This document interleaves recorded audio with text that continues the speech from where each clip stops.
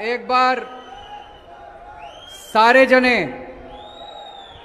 मुट्ठी बंद करके, हाथ ऊपर करके और पूरे जोश से बोलेंगे, भारत माता की, भारत माता की, इनकलाब, इनकलाब, वंदे वंदे।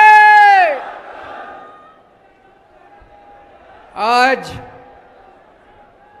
इतनी भारी संख्या में आए हुए मेरे सभी भाइयों बहनों, माताओं, बुजुर्गों, चाचे, ताऊ, मामे, नाना, नानी, दादा, दादी, आप सब लोगों को मेरा नमस्कार, सबको मेरा प्रणाम। सबसे पहले आपका तहे दिल से मैं शुक्रिया अदा करना चाहता हूं। इतनी धूप में आप लोग इतने भारी संख्या में अपने अपने घर से दूर दूर से आए हो, हमारी बात सुनने के लिए, हमसे बात करने के लिए। मैं दिल से आपका बहुत बहुत आभारी हूं। और आज आदमपुर आके तो बहुत अच्छा लग रहा है। आदमपुर में बहुत रिश्तेदारियां हमारी। मेरे चाचा जी आदमपुर ब्याहे हुए हैं, मेरी चाची आदमपुर की है। मेरा एक भाई आदमपुर ब्याया हुआ है, मेरी भाभी आदमपुर की है। और दूर की रिश्तेदारियां तो कितने चाचे, ताऊ, मामा, मामी, कितने सारे बैठे हैं अभी यहाँ पे सामने। आप सब लोगों को मैं प्रणाम करता हूं।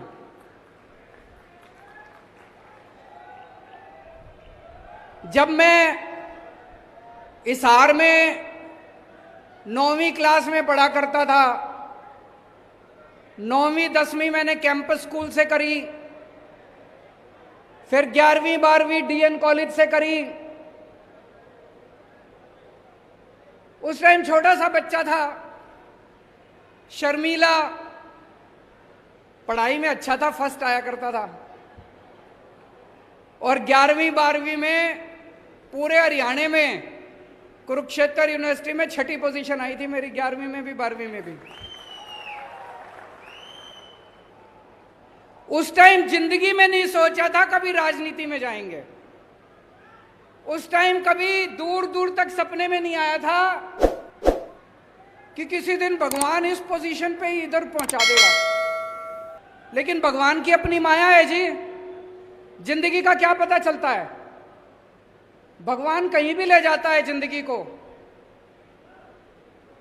फिर मैं हरियाणा से आईआईटी गया इंजीनियरिंग करके, फिर दिल्ली मेरी कर्म भूमि बनी। आज यहाँ पे मेरे इतने रिश्तेदार बैठे हैं, इतने दोस्त बैठे हैं, भाई भतीजे बैठे हैं। एक ही बात कहना चाहूंगा, मैं जहां भी गया हरियाणा से, आपका सिर झुकने नहीं दिया मैंने। हरियाणा का सिर ऊपर रखा। दिल्ली में आज जितने काम कर रहा हूं मैं, दिल्ली के इतने स्कूल ठीक कर दिए, स्कूल शानदार कर दिए। सुना आपने दिल्ली के स्कूल अच्छे हो गए? दिल्ली के स्कूल इतने अच्छे कर दिए, सारे कहते हैं हरियाणा का छोरा है। दिल्ली के स्कूल हमने इतने शानदार कर दिए, इसकी चर्चा पूरी दुनिया में हो रही है, पूरी दुनिया में। 2 साल पहले अमेरिका के राष्ट्रपति दिल्ली आए। उस टाइम, अभी तो जो बिडेन है, उस टाइम डोनाल्ड ट्रंप होते थे राष्ट्रपति। अपनी धर्मपत्नी के साथ आए थे, मिलेनिया ट्रंप। जब वो दिल्ली आए, मिलेनिया ट्रंप बोली, भाई मैंने केजरीवाल के स्कूल के बारे में बहुत सुना, मैं केजरीवाल का स्कूल देखने जाऊंगी। बड़ी बात है भाई साहब, है कि नहीं है? बोली, मैंने केजरीवाल के स्कूल के बारे में सुना है, मैं केजरीवाल का स्कूल देखने जाऊंगी।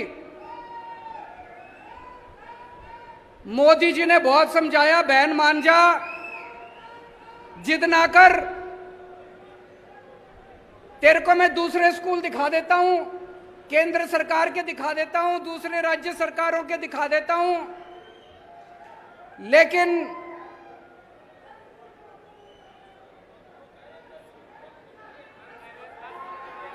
वो ये कह रहे हैं कि हरियाणा में स्कूल बंद कर दिए।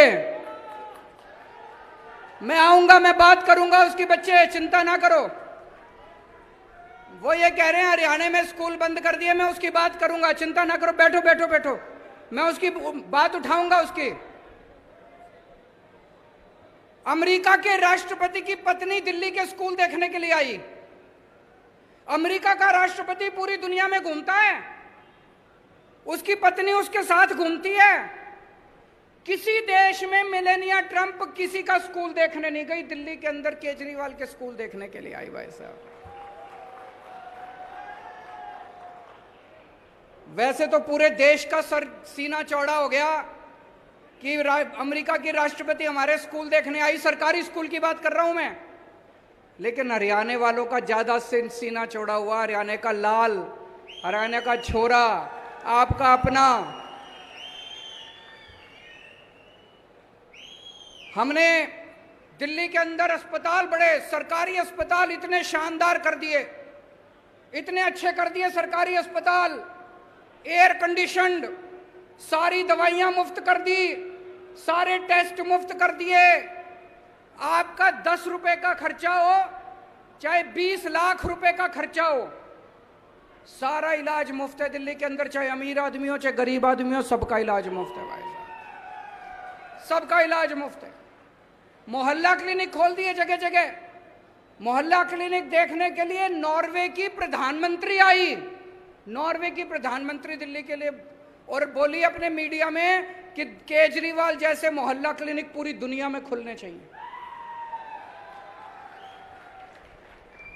दिल्ली में हमने बिजली 24 घंटे कर दी, दिल्ली में हमने बिजली मुफ्त कर दी, बिजली मुफ्त कर दी, बिजली 24 घंटे कर दी। ये जादू है भाई साहब, मुफ्त बिजली और 24 घंटे बिजली। ये ऊपर वाले ने वरदान दिया है केवल केजरीवाल को कि भाई यही कर सकता है, मुफ्त भी कर सकता है और 24 घंटे भी कर सकता है। ये वरदान और किसी को नहीं मिला, केवल मेरे को मिला हुआ है, ऊपर वाले की दया है, ऊपर वाले की कृपा है। मैं मुफ्त भी बिजली देता हूं और 24 जीरो बिल आते हैं। और दिल्ली में पिछले 5 साल में भाई साहब 12 लाख बच्चों को मैंने रोजगार दिलवाया है, 12 लाख बच्चों को। अब मेरा भाई है भगवंत मान, पंजाब का मुख्यमंत्री बना है। इन्होंने भ्रष्टाचार खत्म कर दिया है सारे सरकारी दफ्तरों से। अब आप किसी दफ्तर में चले जाओ, इन्होंने कर दिया, कोई पैसे मांगे जेब में हाथ डालो, अपना मोबाइल ऑन कर लो, इनके पास रिकॉर्डिंग भेज दो, अफसर 24 घंटे के अंदर सस्पेंड कर दिया जाता है। किसी की हिम्मत नहीं है पैसे मांगने की। अभी इनकी सरकार को 6 महीने भी नहीं हुए, 100 मोहल्ला क्लिनिक खोल दिए और भाई साहब जीरो बिजली के बिल इनके यहां भी आने लग गए। मैंने अपनी विद्या इनको भी सिखा दी, 24 घंटे बिजली और जीरो बिल आने लग गए पंजाब में भी। स्कूल भी ठीक करने चालू कर दिए इन्होंने। अब मैं हरियाणा वालों से कह रहा हूं, पूरी दुनिया के स्कूल ठीक करता घूम रहा हूं मैं, पूरी दुनिया के अस्पताल ठीक करता घूम रहा हूं मैं, पूरी दुनिया में मोहल्ला क्लिनिक बनाता घूम रहा हूं मैं, पूरी दुनिया की बिजली मुफ्त करता घूम रहा हूं। हरियाणा वाले तुम भी करा लो मेरे से। भाई मेरी जन्मभूमि है, मेरा अपना ही राज्य है, मेरा अपना ही गांव है, आप क्यों नहीं कराते मेरे से? हरियाणा के भी स्कूल ठीक करा लो। वो खट्टर साहब रोज स्कूल बंद करते घूम रहे हैं, वो बच्चा अभी खड़ा होके चिल्ला रहा था। सरकारी स्कूल बंद करते घूम रहे हैं। बताओ, सरकारी स्कूल बंद कर देंगे, एक आम आदमी अपने बच्चों को कहां भेजेगा? 18 लाख बच्चे पढ़ते हैं हरियाणा के सरकारी स्कूलों में। कबाड़ खाना बना रखा है सरकारी स्कूलों को इन्होंने, है कि नहीं है? मजबूरी में भेजता है काम आदमी अपने बच्चों को सरकारी स्कूलों में, 2 पैसे आ जाएं आदमी प्राइवेट में भेजता है। दिल्ली में हमने उल्टी गंगा बहा दी। दिल्ली में भाई साहब पिछले 2 साल में 3 साल में 4 लाख बच्चों ने अपने नाम प्राइवेट से कटवा के सरकारी स्कूल में करवाए हैं। बड़ी बात है। अब अमीर लोग भी अपने बच्चों को प्राइवेट स्कूल से नाम कटा कटा के सरकारी स्कूल में करा रहे हैं दिल्ली के अंदर। हरियाणा में भी करा लो यार मेरे से, ये मैं कर दूंगा हरियाणा में भी। हरियाणा के स्कूल भी ठीक कर दूंगा, करने आते हैं मेरे को। हरियाणा के स्कूल ठीक करा लो। प्राइवेट स्कूलों को ठीक कर दिया मैंने दिल्ली में। पहले हर साल फीस बढ़ा दिया करते थे, अनाप शनाप, development fund, picnic fund, library fund, फलाना फंड, ढिमका फंड, सारे फंड बंद कर दिए। हमने कहा खबरदार कोई फीस बढ़ाएगा तो। सारे स्कूलों की ऑडिट करा दी प्राइवेट वालों की, चुप हो गए सारे, घर जाके बैठ गए। थोड़ा सा हरियाणा के लिए भी मेरे से काम करा लो यार, आपका ही छोरा हूं। पूरे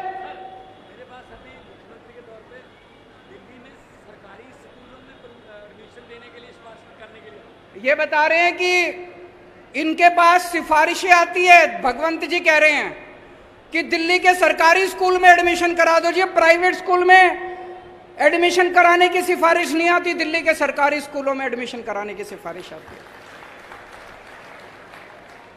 अपने को सरकारी स्कूल बहुत बढ़ाने हैं, बंद नहीं करने हैं, और उनको शानदार बनाना है। ये बंद कर देते हैं, कहते हैं जी बच्चे कम हो गए। बच्चे कम क्यों हो गए? तुमने बेड़ा गर्क कर दिया, टीचर है नहीं, बेड़ा गर्क कर रखा है सरकारी स्कूलों का। कौन भेजेगा अपने बच्चों को? आज शानदार बना दो सरकारी स्कूलों को, देखो जनता भेजनी चालू करेगी। स्कूल ठीक करने हैं, शिक्षा ठीक करनी है, अस्पताल ठीक करने हैं। दिल्ली में जैसे मैंने अस्पताल ठीक कर दिए, भगवंत मान जी ने मोहल्ला क्लिनिक बना दिए। ये मोहल्ला क्लिनिक हरियाणा वाले तुम भी बनवा लो मेरे से, मेरे को आते हैं बनाने हैं। बिजली मुफ्त चाहिए नहीं चाहिए? किस किस को चाहिए हाथ खड़े करके बता दो। ये कैमरे वाले दिखा दो जरा सी। सारों ने सबको मुफ्त बिजली चाहिए। कहते हैं केजरीवाल फ्री की रेवड़ी बांट रहा है। ये एक एक मंत्री, इनका एक एक मंत्री को 4-4 हजार यूनिट बिजली मुफ्त मिलती है हर महीने। वो फ्री की रेवड़ी नहीं है। केजरीवाल ने 300 यूनिट मुफ्त दे दी लोगों को, कहते हैं फ्री की रेवड़ी बांट रहा है। अरे पैसे चोरी तो नहीं कर रहा मैं, स्विस बैंक में तो नहीं ले जा रहा, जनता में ही बांट रहा हूं। जनता की सीस मिलती है। करोड़ों लोगों का मुफ्त इलाज कर दिया मैंने दिल्ली में। मेरे पास क्या है जी, फक्कड़ आदमी हूं, मेरे पास कुछ नहीं है, ना मेरे बैंक अकाउंट में पैसा, ना हमारी इन्होंने सीबीआई भी भेज ली, ईडी भी भेज ली, कुछ नहीं मिला। मेरे पास कुछ नहीं है, बस जनता की दुआएं हैं, जनता का आशीर्वाद है। जो करोड़ों लोगों का इलाज कराया, जिन लाखों लोगों के बच्चों को हमने अच्छी शिक्षा दी, उनका आशीर्वाद है हमारे साथ। तो दोस्तों 2 साल बाद हरियाणा का चुनाव है। एक मौका अपने लाल को दे के देख लो, एक मौका केजरीवाल को, एक मौका दे दो। हरियाणा को ना बदल दूं तो मेरे को लात मार के हरियाणा से बाहर फेंक देना, दोबारा हरियाणा में नहीं आऊंगा। मंजूर है? 2 साल बाद चुनाव है, लेकिन उसका ट्रेलर अभी है, उसका ट्रेलर अभी है। हम आदमपुर में बैठे हैं। आदमपुर का चुनाव 3-4 महीने बाद है। अभी जो आपका मौजूदा विधायक है, मेरे को बताया गया 1998 से 24 साल से विधायक है वो। उसने कुछ अच्छा काम करा हो तो उसको वोट दे देना, और नहीं करा हो तो इस बार बदलाव लाना, इस बार अपने को चेंज लाना, परिवर्तन लाना है। 2019 में हम पंजाब में 1 सीट जीते थे, भगवंत मान जी जीते थे, संगरूर से 1 सांसद बने थे 2019 में। 2022 में हमारी सरकार बन गई पंजाब के अंदर। आज 2022 में आदमपुर की सीट जिता दो आपको यकीन दिला रहा हूं 2024 के अंदर आम आदमी पार्टी की सरकार हरियाणा के अंदर बनी है। एक टाइम था जब आदमपुर की टोर होती थी पूरे हरियाणा के अंदर, चौधराहट थी कि नहीं थी? आदमपुर की चौधराहट होती थी पूरे हरियाणा में, नाम था आदमपुर का। कहां गई टोर? इस बार आम आदमी पार्टी को जिता दो, पूरे देश में, चेन्नई में, वेस्ट बंगाल में, असम में, केरला में चर्चे हो जाएंगे, आदमपुर में केजरीवाल की पार्टी जीत गई। आदमपुर में सारी दुनिया जान जाएगी नक्शे पे आदमपुर भी है, सारी दुनिया जान जाएगी, चौधराहट वापस आ जाएगी और आदमपुर गेट होगा। उस गेट के जरिए आम आदमी पार्टी हरियाणा के अंदर 2024 में सरकार बनाएगी। और आज मैं इस मंच से खासकर जितने मेरे युवा बच्चे हैं, युवा भाई हैं, युवा बहनें हैं, उनको अपील करना चाहता हूं, आपको लगना पड़ेगा। नई राजनीति लेके आनी है, ये पुरानी राजनीति खत्म करनी है। इन लोगों ने लूट लिया अपने को, सारी पार्टियों ने मिलके, ये चाहे ये पार्टी हो चाहे वो पार्टी हो, अपने घर भरने के सिवा इन्होंने कुछ नहीं करा। आम आदमी पार्टी नई पार्टी है, नए चेहरे हैं, नई ऊर्जा है, नए विचार हैं। नए विचार लेके आओ, नया हरियाणा बनाएंगे सारे जने मिलकर। कुछ लोग बोले मेरे को, यहां बिश्नोई इतने हैं जी, जाट इतने हैं जी, बनिए इतने हैं जी, ब्राह्मण इतने हैं जी। मैं पूछना चाहता हूं, सबको अपने बच्चे पढ़ाने हैं नहीं पढ़ाने? पढ़ाएगा तो केजरीवाल ही। सबको मुफ्त बिजली चाहिए नहीं भी चाहिए? मुफ्त बिजली देगा तो केजरीवाल ही। तो चाहे आप बिश्नोई हो, चाहे आप जाट हो, चाहे आप ब्राह्मण हो, चाहे आप बनी हो, आपके बच्चों को नौकरी और शिक्षा तो केजरीवाल ही दे सकता है जी। बाकी सबको आजमा के देख लिया आप लोगों ने। एक और जरूरी बात आज आपसे करना चाहता हूं। इतनी महंगाई हो रही है, चारों तरफ महंगाई हो रही है कि नहीं हो रही है? दुखी हो कि नहीं हो महंगाई से? मैं कई लोगों से पूछता हूं, भाई महंगाई क्यों हो रही है? बोले जी अपने आप ही हो रही है। अपने आप ही हो रही है? अपने आप कैसे हो रही है जी महंगाई? बोले जी भगवान ने कर रखी है। बताओ भगवान का बैर है क्या आपसे? भगवान महंगाई क्यों करेगा? क्यों हो रही है महंगाई? इन्होंने अनाप शनाप पिछले कुछ सालों में इतने टैक्स लगा दिए, इतने टैक्स लगा दिए। अच्छा एक चीज बताओ, यहां जितने लोग बैठे हैं, टैक्स कौन कौन भरता है? जरा हाथ खड़े करो।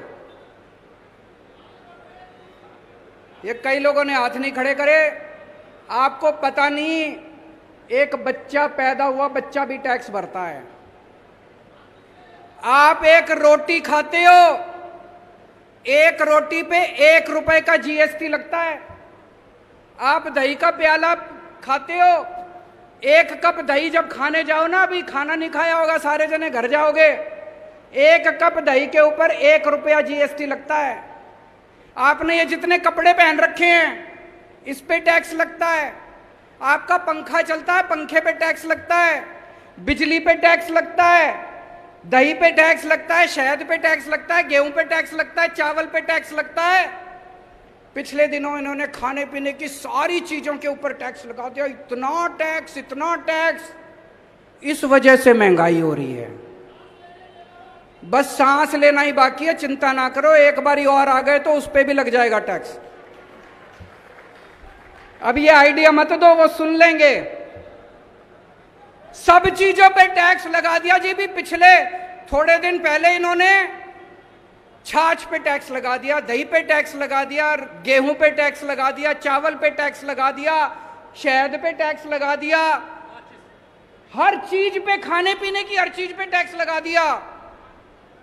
भाई साहब, अंग्रेजों ने भी खाने पीने की चीजों पे टैक्स नहीं लगाया था। तो ये इतना लाखों करोड़ों अरबों खरबों रुपया जो इनका ये टैक्स जो आप देते हो, रोटी पे देते हो, चावल पे देते हो, ये कहां जाता है? ये सारा पैसा इनके सरकार के पास जाता है। और सरकार इस अरबों खरबों रुपए का क्या करती है? मैं आपसे पूछना चाहता हूं, कोई आपके इलाके में कोई सड़क बनी हो पिछले 5-7 साल में? कोई स्कूल बनाओ, कोई अस्पताल बनाओ, कोई सरकारी काम हुआ हो? कोई दूर दूर तक सरकारी काम दिखाई नहीं देता। तो ये अरबों खरबों रुपया जा कहां रहा है? ये जा रहा है इनके दोस्तों की जेब में। मैं आज लिस्ट लेके आया हूं, ये इनकी दोस्तों के अरबों खरबों के इन्होंने कर्जे माफ कर दिए अपने दोस्तों के।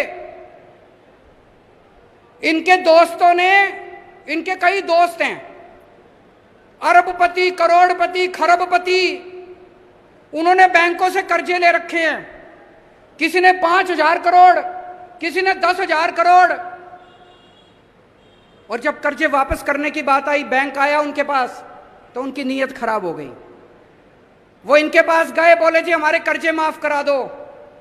ये किसानों के कर्जे माफ नहीं करते, ये स्टूडेंट्स के कर्जे माफ नहीं करते। इन्होंने अपने अरबपति खरबपति दोस्तों के कर्जे करोड़ों करोड़ों करोड़ों के, लाखों करोड़ों के कर्जे माफ कर दिए। जैसे मैं बताता हूं आपको, मैं लिस्ट लेके आया हूं।